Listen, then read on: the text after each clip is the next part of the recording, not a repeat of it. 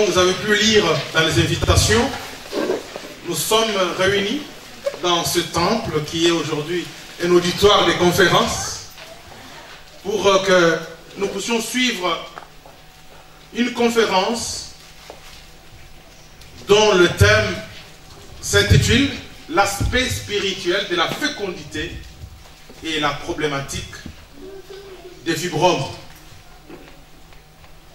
Vous vous étonnez peut-être que ça se passe dans...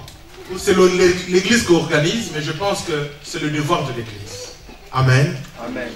Avant que nous puissions vous présenter l'orateur de cet après-midi, nous aimerions un peu contextualiser la chose sur le plan biblique. Parce qu'après, on vous posera des questions. À l'église, on va prier. À l'église, on va voir des miracles. Mais pourquoi donc vous commencez à parler des choses scientifiques? Amen. Amen. Alors, j'aimerais lire avec vous quelques textes bibliques. D'abord dans Marc chapitre 8. Marc chapitre 8, verset 22 au verset 26. Je lis au nom de Jésus. Ils se rendirent à Bethsaïda et on amena vers Jésus un aveugle qu'on les pria de toucher. Il prit l'aveugle par la main et le conduisit hors du village.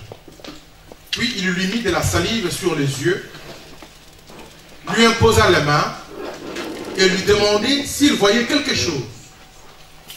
Il le regarda et dit, « J'aperçois les hommes, mais j'en vois comme des arbres et qui marchent. » Jésus lui mit de nouveau la main sur les yeux et quand l'aveugle le regarda fixement, il fut guéri et vit tout distinctement.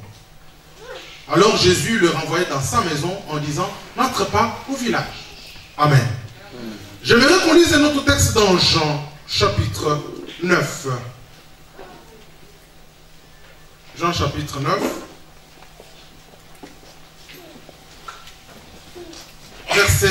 À partir du verset 6, la Bible dit, « Après avoir dit cela, il cracha à terre et fit de la boue avec sa salive.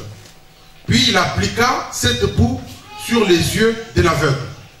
Et lui dit, va et lave-toi au réservoir des Siloé. Il y alla, se lava, et s'en retournant, voyant clair. » Amen. Amen. Donc, mes frères et sœurs, nous avons fait la première lecture dans Marc, où il s'agit bien sûr d'un aveugle qui fut guéri par le Seigneur Jésus parce qu'il était à la recherche de la guérison. Et ce qui est étonnant, contrairement à beaucoup d'autres choses ou d'autres miracles que le Seigneur a fait, Jésus disait juste un mot, ta foi t'a guéri et la personne était guérie. Mais ici, Jésus prend de la salive pour cracher. Dans le texte grec, c'est écrit, quand on traduit les grecs en français, on a craché. Donc Jésus a craché sur les yeux de cette personne qui était aveugle. Et vous avez suivi avec le processus, il a vu clair par après, suite à tout ce que Jésus a pu faire. Je pense qu'on a toujours prêché cette partie de la Bible comme étant un miracle, c'est vrai, mais Jésus a pris la salive. À l'époque, la salive était considérée comme médicament. Jésus a fait cet acte, il n'a pas opéré les miracles directement, il a fait cet acte pour montrer aux gens que la nature, dans la nature, on peut trouver beaucoup d'autres choses pour soigner. Amen. Amen. Non seulement pour soigner, Dieu a doté de chacun de nous des talents pour que nous puissions d'abord nous en bénéficier et que l'humanité puisse en bénéficier. Et que nous devons faire référence, nous devons aussi recourir à toutes ces personnes qui sont dotées de talents pour obtenir ce dont nous avons besoin ou pourquoi pas de miracles. Il est vrai que notre Dieu agit. Quand nous venons à l'église, c'est pour que Dieu puisse agir. Mais Job dit ceci, mon Rédempteur est vivant, il s'élèvera le dernier. Qu'est-ce que cela veut dire? Ça veut dire que quand vous êtes en difficulté, en situation, même quand vous êtes malade, vous pouvez recourir auprès des hommes de ce monde. Ils peuvent s'élever, ils peuvent agir. Quand la situation devient impossible aux yeux des hommes, c'est alors que Dieu agit. Amen. Amen.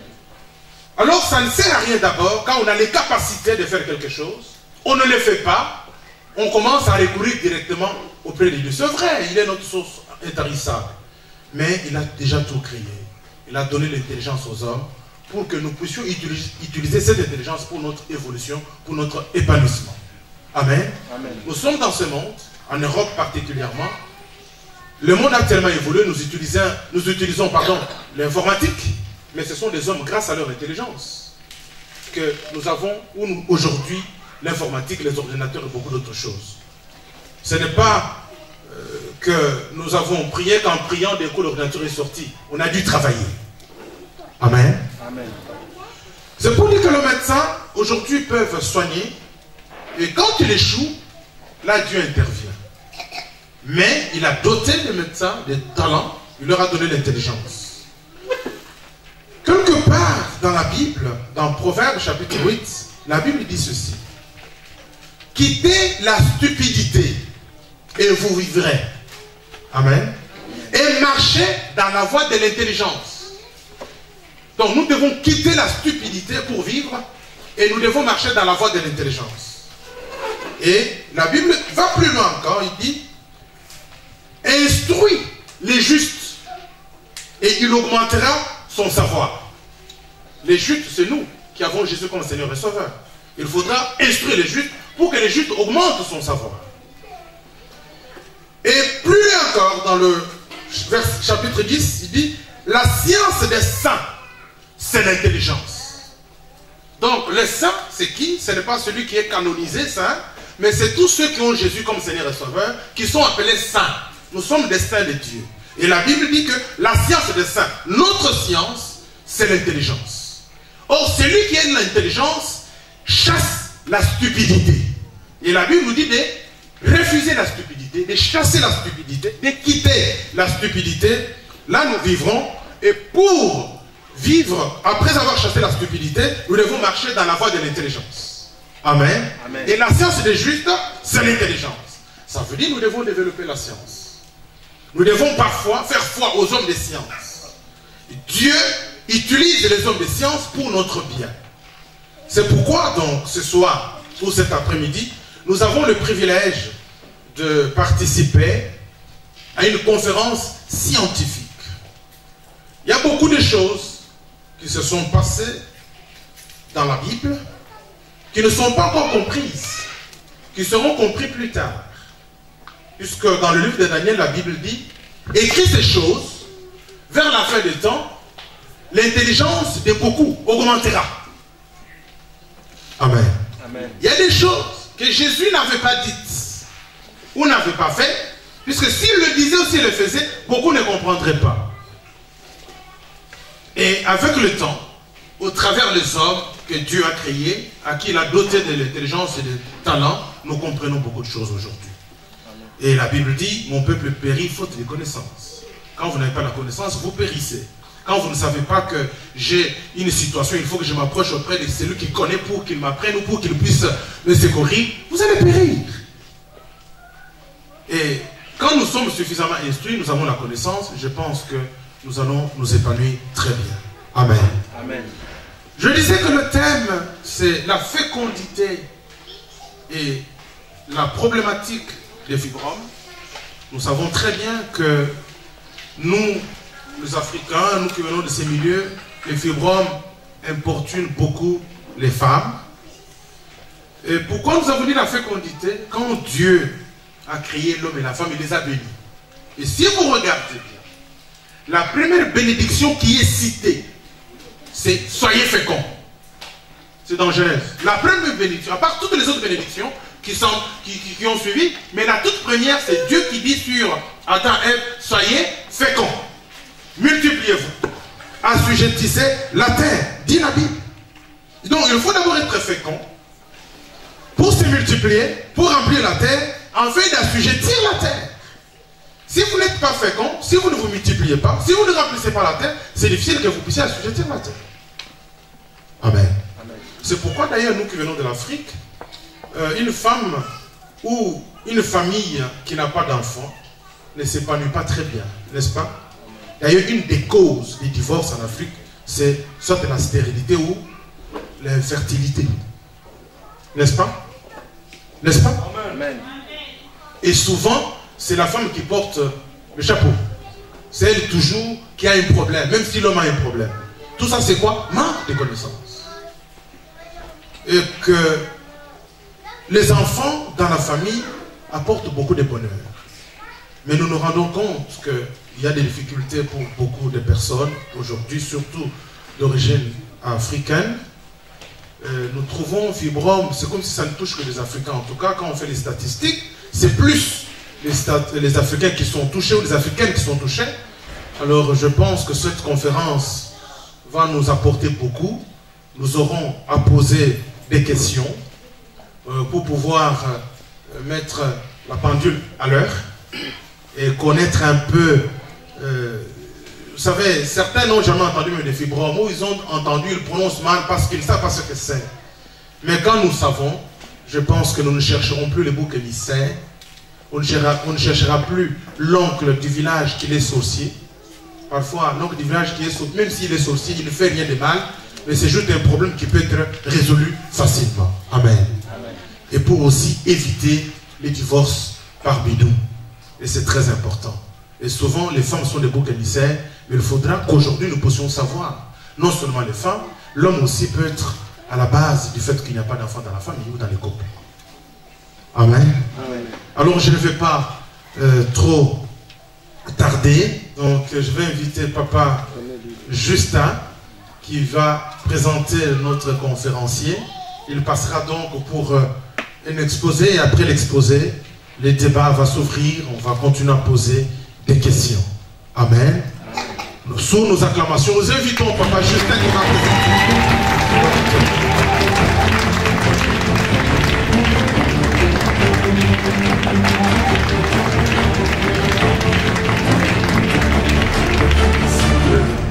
D'être là, de vous être privé de ce temps de loisir pour venir écouter notre frère, le docteur Modia. Le docteur Modia est un liégeois, pour ceux qui ne l'ont pas connu.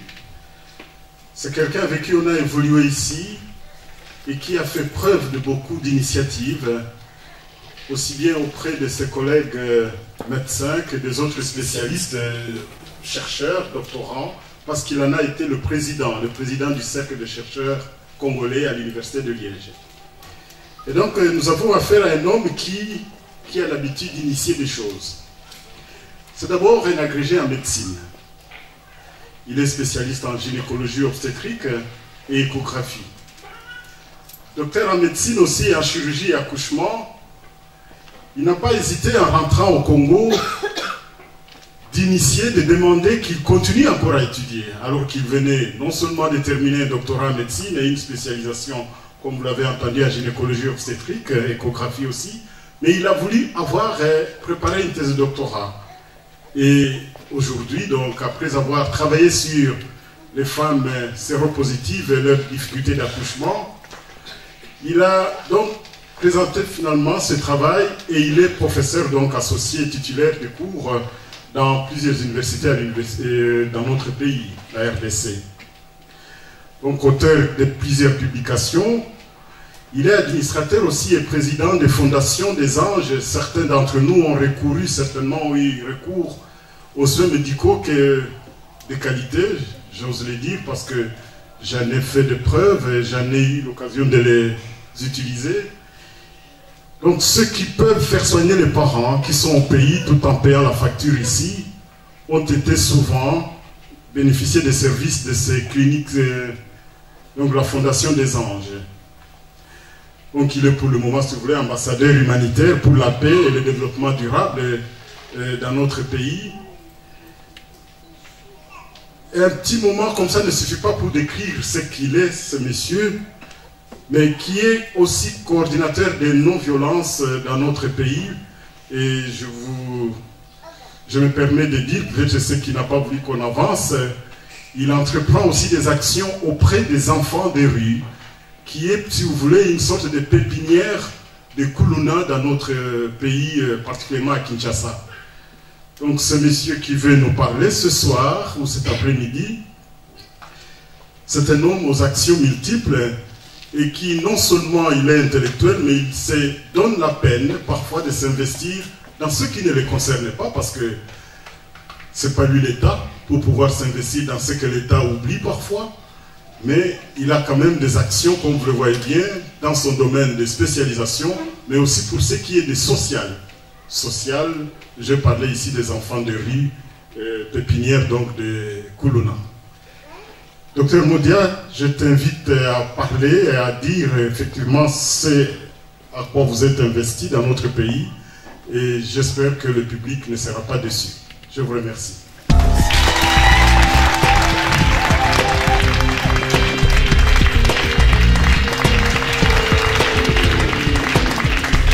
Merci, chers frères.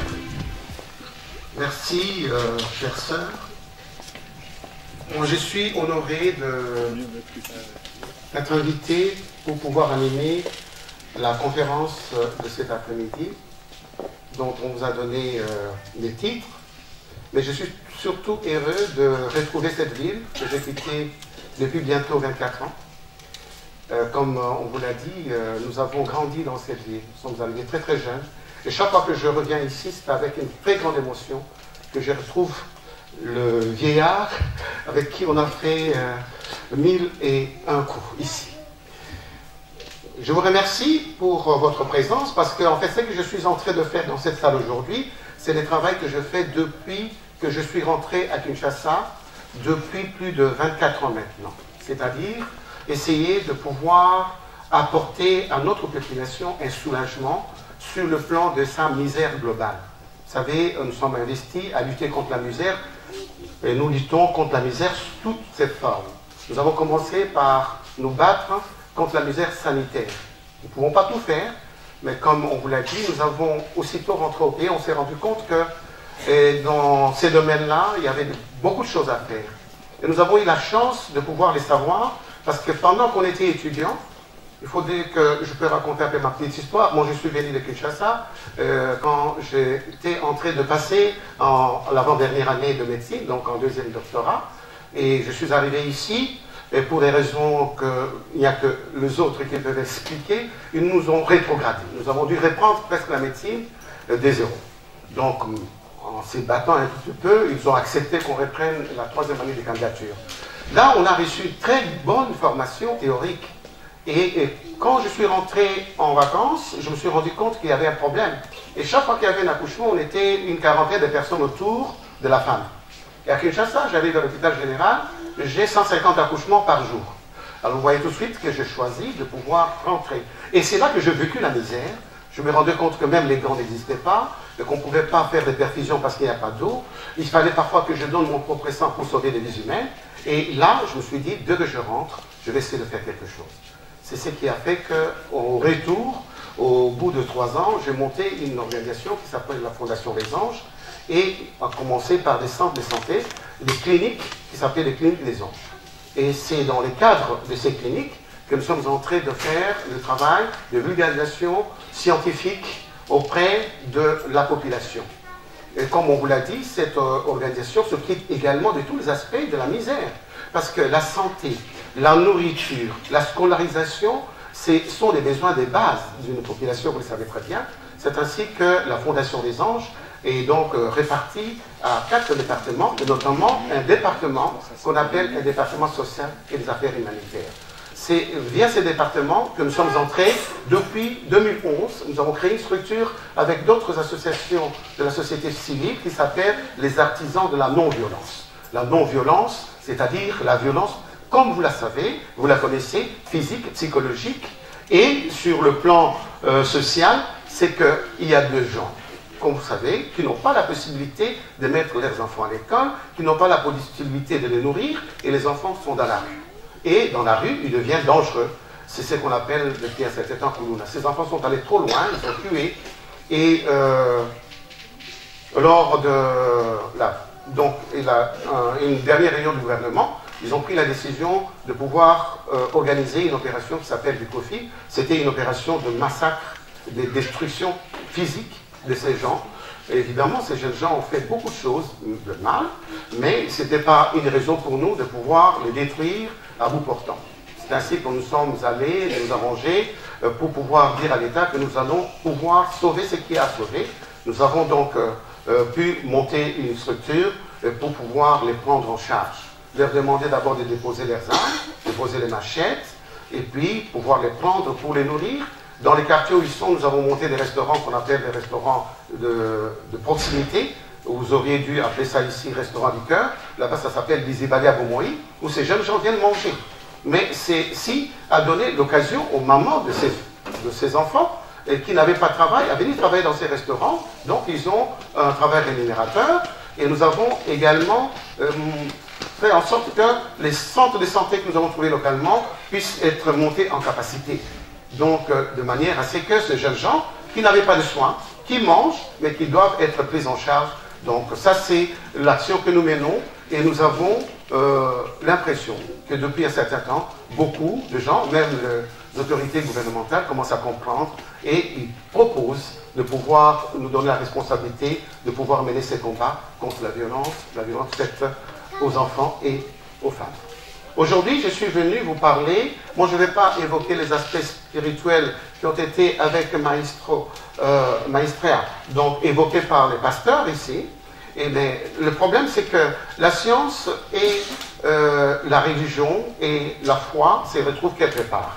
C'est pour ça que je voudrais également vous dire, quand on parle des aspects spirituels de la fécondité et la problématique de fibrome, on va dire tout simplement que, en fait, le problème, c'est que,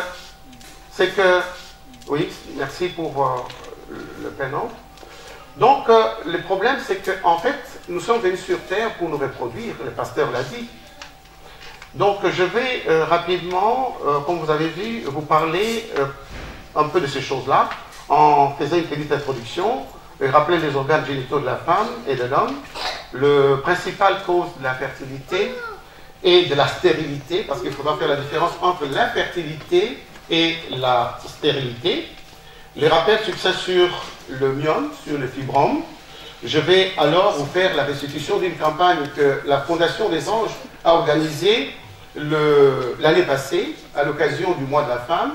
Et nous sommes dit que ces femmes qui n'ont pas accès aux soins, eh bien, nous avons donné à ces femmes pendant 1 mois et demi, 3 mois, parce qu'on a quand même prolongé un petit peu, eh bien, la possibilité de venir se faire consulter, se faire dépister, et pouvoir, si nous ne pouvons pas leur donner la possibilité de se connaître et de pouvoir découvrir les pathologies qu'elles portent. Mais par la suite, là je demanderai aux gens, en fait, aux âmes sensibles de pouvoir faire un effort pour voir les images de ces travaux, parce que ces femmes sont venues, nous les avons examinées. Parmi elles, il y en a qui se sont trouvées porteuses de fibromes, de gros fibromes. Notre devoir, c'était de ne pas les laisser dans la rue avec leurs maladies. Je crois que c'est 1000 fois plus acceptable de ne pas se savoir malade et peut-être par ignorance mourir, mais de savoir qu'on est malade et qu'on ne peut rien faire pour vous. Donc, la Fondation des Anges a pu prendre une bonne partie, à peu près 30% de ces femmes en charge, et on les a opérées. Ce sont les images que je vais vous montrer. Le pasteur l'a dit, nous sommes venus sur Terre pour nous reproduire. Eh bien, c'est une loi divine, la reproduction. Il est bien établi que chez nous, en Afrique, on ne se marie pas, ce n'est pas l'homme et la femme qui se mettent ensemble. C'est une famille, c'est un clan, c'est une tribu. Eh bien, les 2 tribus se mettent ensemble. Ça signifie que lorsqu'il y a un problème de reproduction, un problème de fécondité qui se pose, eh bien, c'est un drame et pour les couples et pour les clans. Mais, habituellement, la victime est toute désignée d'avance, comme disaient les pasteurs, habituellement, c'est la femme. Alors, vous allez voir que le problème de l'infertilité ou de la fécondité, je vais expliquer l'infertilité. L'infertilité, c'est le fait qu'une femme peut pouvoir concevoir, mais elle n'arrive jamais à donner naissance à un enfant vivant. Donc, elle a conçu, mais elle ne peut pas, c'est des avortements ou c'est des morts in utero, je ne sais pas quoi d'autre, mais elle n'a jamais un enfant vivant. Ça, c'est l'infertilité. La stérilité, c'est le fait qu'un couple ne peut pas concevoir. Donc, c'est un problème de couple, la stérilité. L'infertilité, c'est un problème féminin, c'est la femme, qui a pu quand même concevoir, mais qui ne peut pas mener à bien sa grossesse.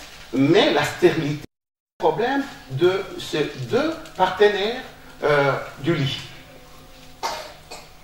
Voilà, je voudrais rapidement vous rappeler qu'est-ce que c'est, quels sont les organes de la reproduction chez la femme. Ici, je n'ai pas pu entrer dans le détail, il faut compter avec le cerveau. Le cerveau de chacun de nous, c'est une partie qui ne contrôle que la reproduction. Donc, il y a un organe génital dans le cerveau qu'on appelle l'hypothalamus et l'hypophyse. Donc, je n'en ai pas parlé, mais ce que vous connaissez, c'est qu'une dame, une femme, si elle veut avoir des enfants, elle doit avoir une matrice. Elle est là, le vagin est ici, le col est là. Et voilà, ici, ça, c'est l'usine où se fabriquent les œufs, qu'on appelle des ovocytes ou des ovules. Mais pour que les ovocytes qui sont pondus ici, aux environs des 14e jours du cycle, puissent entrer en contact avec l'arrivée des spermatozoïdes après un rapport, il faudra qu'il y ait des trompes de Fallope et qu'ils soient perméables. D'abord, il faudra qu'elles existent et qu'elles soient perméables et fonctionnelles de manière à ce qu'il y ait une rencontre entre le spermatozoïde et l'ovocyte dans cette partie-là de la trompe, la partie externe de la trompe qui s'appelle ampoule. Si tout ceci est fonctionnel chez la femme, eh bien, à ce moment-là, il y a une possibilité qu'elle puisse concevoir et mener à bien une grossesse. L'homme, évidemment, doit avoir des organes de reproduction qui sont ici, vous voyez bien, les testicules, avec un canal, une autoroute qui amène les spermatozoïdes des testicules vers l'extérieur. Donc, en faisant tout ce voyage, c'est un véritable voyage, et en passant par la prostate. Et je voudrais rappeler pour ceux qui ne le savaient pas, parce que depuis que notre premier président, le deuxième président, est mort d'une maladie de la prostate, eh bien on croit que la prostate c'est une maladie, mais la prostate c'est un organe, et que portent tous les hommes. Évidemment, cet organe peut devenir malade avec l'âge. Donc voilà le parcours de spermatozoïdes jusqu'au moment de l'éjaculation. Eh bien, les spermatozoïdes peuvent sortir par là et rentrer alors dans le vagin et remonter dans les organes génitaux internes de la femme. Alors, quelles sont les causes de la stérilité du couple? Chez la femme, ce sont les lésions des trompes, les lésions tubaires. Je vous ai montré les trompes, les lésions et anomalies des utérines, de l'utérus, pardon. Ça signifie qu'il y a des femmes qui peuvent naître sans utérus. Donc, ça c'est quelque chose, mais on doit le connaître. Donc, elles naissent, mais il n'y a pas de matrice, il n'y a pas d'utérus. S'il n'y a pas d'utérus, il n'y aura pas de reproduction, il n'y aura pas d'enfant. Mais cette matrice peut être lésée, par exemple, pendant le curettage, pendant les UVG. Et comme vous savez qu'en Afrique, ça s'est fait dans de petites maisons, sur des tables à manger, avec des fourchettes. Et évidemment, à ces moments-là, ceci peut, donc ces types de manœuvres laissent des lésions intracavitaires et amener donc des problèmes de fertilité ou de stérilité. Les lésions cervicales, le fait de cureter le col, eh bien, la glaire joue un rôle important dans la fécondité. Il y a évidemment des causes fonctionnelles, c'est lié à l'usine dont je vous ai parlé, à l'organe qui se trouve au niveau du cerveau, donc le contrôle qui se fait par l'hypothalamus et l'hypophyse dont je vous ai parlé tout à l'heure. Mais si les hormones ovariennes ne jouent pas leur rôle, la glaire, qui est en fait un fleuve pour faciliter les transports des spermatozoïdes, si une femme ne fait pas de bonnes glaires ou ne fait pas de glaires du tout, cette femme, même si elle a tous les organes en état, peut avoir des problèmes de fertilité. Il y a évidemment les troubles des hormones. Il y a des femmes qui produisent plus d'hormones mâles que d'autres. Et il y a des problèmes, alors que les maladies de la thyroïde peuvent également. Et surtout, une hormone qui est sécrétée par la femme après l'accouchement, pendant la lactation, qu'on appelle prolactine. Si cette hormone est sécrétée en dehors de l'allaitement, eh bien, peut entraîner des perturbations pour la femme. Évidemment, on ne parle que de la femme. Vous savez que si un homme n'est pas là, eh bien, il n'y aura pas de miracle. Si un homme est là et que cet homme n'a pas de spermatozoïdes, donc on a la situation d'azospermie, c'est-à-dire qu'il n'y a rien. Le fait de pouvoir éjaculer et sortir les spermes ne suffit pas que là-dedans, il y a des spermatozoïdes. Donc il faut regarder, ce n'est pas le nombre de rapports qui compte non plus. Mais il y a aussi de problèmes lorsqu'il n'y a pas beaucoup de spermatozoïdes. Parce que pour qu'il y ait un rapport fécondant, il faut dire d'abord que l'espèce humaine n'est pas très fécondante, parce que vous n'avez que 20% de chances par mois de pouvoir avoir une grossesse. Même si vous faites les rapports tous les jours.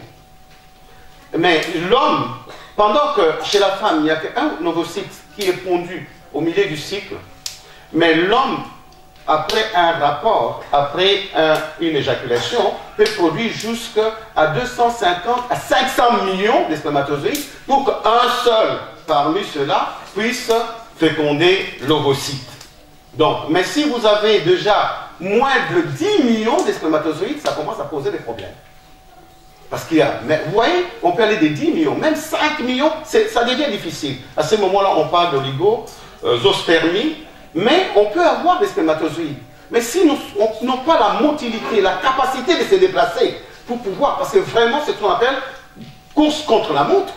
Quand on voit ça en microscope, c'est vraiment, vous voyez comment des milliards de spermatozoïdes sont en train de se débrouiller, et c'est le plus rapide et le plus normal, entre guillemets, qui va finir par pouvoir arriver à la fécondation. Mais il y a parfois des spermatozoïdes qui sont mal formés, et quand leur pourcentage est au-delà de 50%, eh bien l'homme évidemment a des gros problèmes de fécondité. Mais le problème va intéresser les deux partenaires. Il y a ce qu'on appelle l'incompatibilité glaire-sperme. Il y a certaines femmes, pour une raison que je ne sais pas évoquer ici, au bout d'un certain temps, se mettent à fabriquer des anticorps anti-spermatozoïdes de leur conjoint, de leur partenaire. À ce moment-là, quand on regarde au microscope, quand on fait un test qu'on appelle test après rapport, un test post-coïtal, on voit des spermatozoïdes dans la glaire, mais en train de pouvoir s'agglutiner. Ils ne bougent pas. Ils sont en fait soudés par la tête. Mais ces spermatozoïdes n'avancent pas. Donc il n'y aura pas de possibilité de rencontre entre les spermatozoïdes et l'ovocyte. Mais ça c'est pas.